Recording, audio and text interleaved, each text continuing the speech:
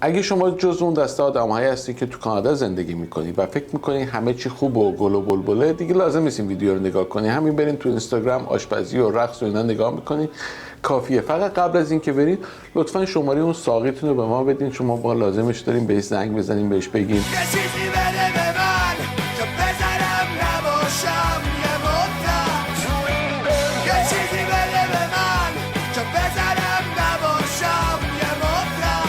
خب حالا بریم با هم دیگه مکس ماندی این هفته رو ببینیم. دوشنبه 18 مارس 2024. عیدتون مبارک، نوروز پیروز.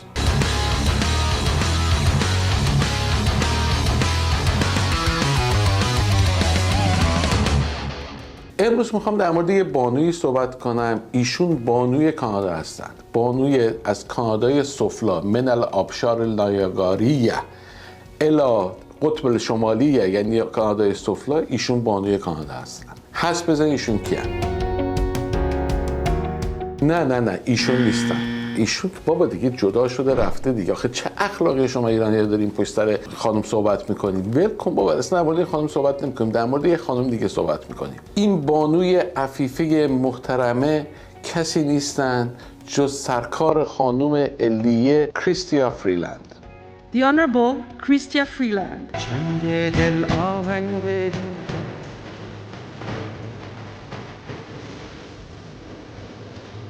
ایشون سمتشون معاون نخست وزیر و وزیر اقتصاد. وزیر اقتصاد معمولا در کشورهای پیشرفته، غیر پیشرفته، جهان سوم، جهان چهارم، پنجم، ششم، تا اون تش که بری معمولا یکی رو میذارن که یا سابقه بانک مرکزی داره یا استاد دانشگاه بوده، اقتصاد داشته درس میداده. بالاخره یه جوری از کنار اقتصاد این آقا یا خانوم یه ارتباطی با اقتصاد داشته که یه کار خوبی در اقتصاد کرده، ایشون رو کردن وزیر اقتصاد. مثلا تو همین ایران خودمونم مرحوم محسن نوربخش وزیر اقتصاد بود، بعد می اومد رئیس بانک مرکزی میشد، دوباره وزیر اقتصاد میشد، دوباره رئیس بانک مرکزی میشد. بالاخره تحصیلاتش دکترای اقتصاد بود از دانشگاه توی کالیفرنیا، دانشگاه توی کالیفرنیا اسمش یادم نمیاد، بالاخره یه دانشگاه توی امریکا دکترای اقتصاد داشتن. حالا ما رفتیم ببینیم خانم کریستیا فریلند تحصیلاتش چیه که فرمون اقتصادی یکی از 7 کشور صنعتی جهان رو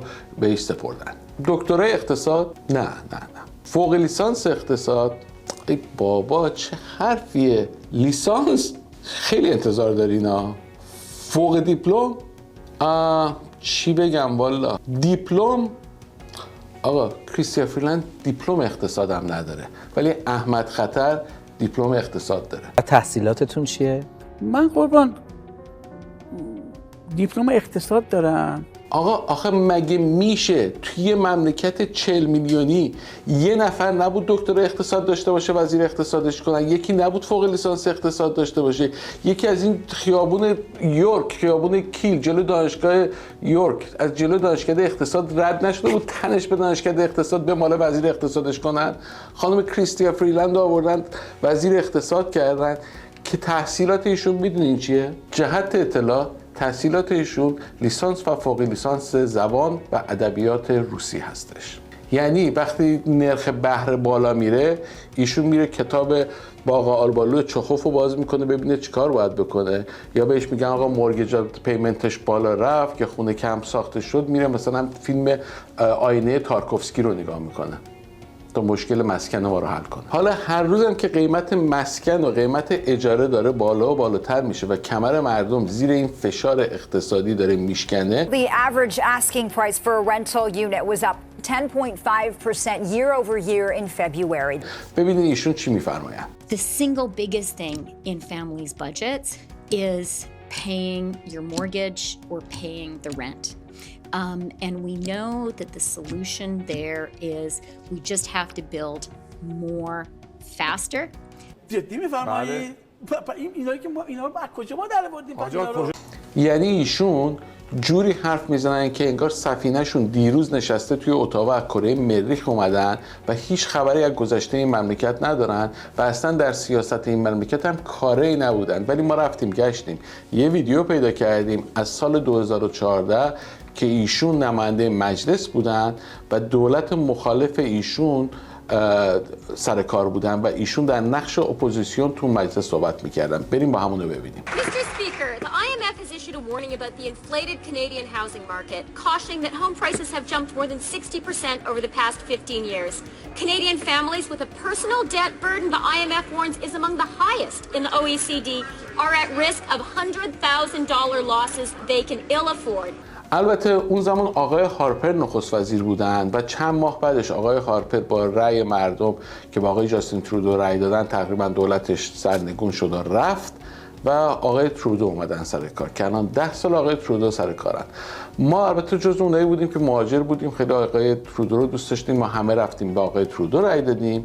الان که بعد از 10 سال داریم نگاه میکنیم برمیگردیم به اون روز، نمیدونم چرا من یاد 26 دیگه 57 میندازه.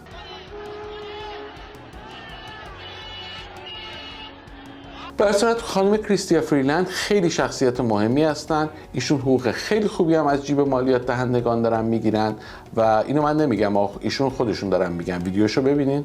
That I am a very privileged person, for sure. Like other elected federal leaders, I am paid a really significant salary. البته تو خفن بودن این خانم ما اصلا شکی نداریم. در حدی که من که داشتم این ویدیو رو درست میکردم، کار تحقیقاتیشو میکردم، شهاب یه ویدیو آورد به من نشون داد، گفت با این خانم شوخی نکن، ایشون خیلی خفنه. ببین خبرنگارا که دور و برش دارن میرن، ببین چیکار کرده. حالا با هم دیگه شما هم ببینین. How come the IRGC is not a terrorist group? Why is your government supporting Islamo-Nationalism? What? What are you doing? Arrest for assault. Why are you pushing me? You're under arrest for assault. You're under arrest for assault. Police, you're under arrest for assault. How am I under arrest? You bumped into me. نه من به شما گفتم که ما از این بیدا نیستیم که از این بادا بلرزیم. اولا، دوم ما تا آخرین قطره خون وایستادیم، گفتیم که این کارو میکنیم، تا آخرش هم وایستادیم. Sir, what are you doing here? No, we are shooting videos. What? What the hell? No, sir. What are you doing? Come on, who are you guys? Who are you? Come on. What the hell? Come on. I'm a real estate agent. I have my badge. A statement from police reads, in part, the RCMP is investigating the incident Deputy Prime Minister Chrystia Freeland experienced and takes threats against public officials seriously. The RCMP or local police of jurisdiction review all incidents to determine the appropriate course of action.